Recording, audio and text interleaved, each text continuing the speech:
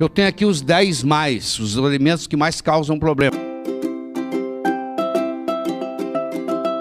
O pão que Jesus comia não é o pão que você come, espero que você não coma mais. Tem uns 30 anos que eu não como pão, porque nos últimos 30 anos a concentração de glúten no trigo aumentou 400%. Todos que tentam aumentar a produtividade do trigo, o aumento é feito via aumento de glúten e o nosso organismo não tem habilidade.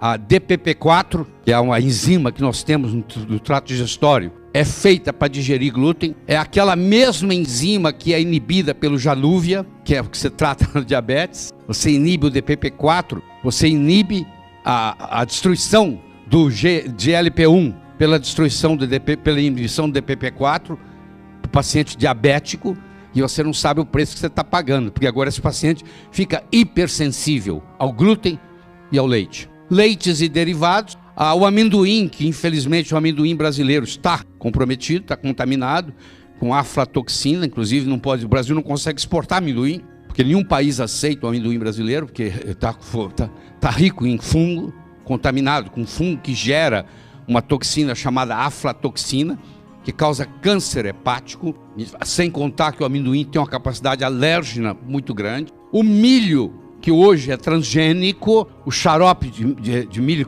com concentração alta de frutose, que é um dos grandes problemas da humanidade. Desde que foi lançado no mercado, a obesidade aumentou no mundo e vem aumentando graças a isso. O xarope de milho com alta concentração de frutose é muito barato, menos da metade do preço do açúcar. Então o que eles fazem? Eles pegam um pão, fazem um pão doce com isso, põe sal e vende na padaria como salgado. De 32 pães salgados americanos analisados, 31 eram pão doce, salgado com sal para enganar o paladar. Os frutos do mar, muita gente tem alergia a eles. O açúcar, não preciso nem conversar com você aqui.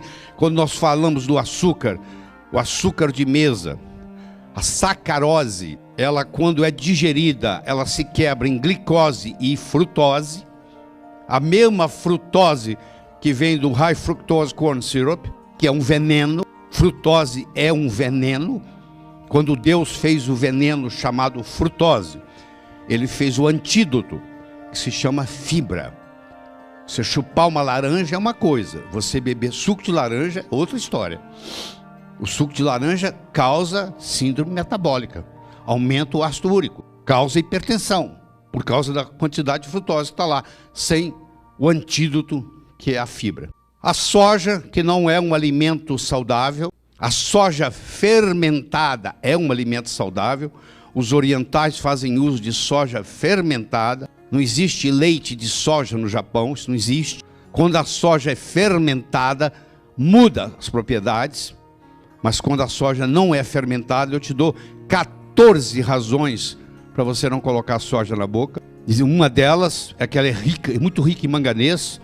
O excesso de manganês vai para o cérebro, diminui o seu QI. A outra é que ela tem ácido fitatos, que quelam minerais e vitaminas no seu estômago e levam para as fezes. Existem substâncias na soja que são semelhantes ao hormônio feminino. Quando entram no receptor do hormônio, funciona como hormônio feminino. Se você dá leite de soja todo dia para o seu filho, ele vai ter a síndrome do pênis pequeno, o pênis dele não vai crescer. Se você der soja, leite de soja todo dia para sua filha, com 9 anos de idade ela tem menarca, e tem mama, e tem pelo na região pubiana, por causa da soja. A carne depende da origem dela, depende do tipo sanguíneo da pessoa, e se ela tem hipersensibilidade ou não, por isso tem que se fazer um teste.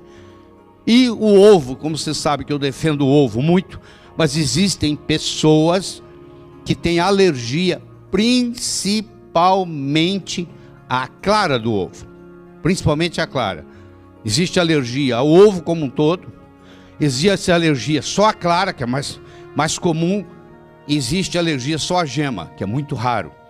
Aquele paciente que der alergia ao ovo, você tem que ir um pouquinho mais e perguntar se é alergia à clara ou alergia à gema, porque o que interessa no ovo meu é a gema.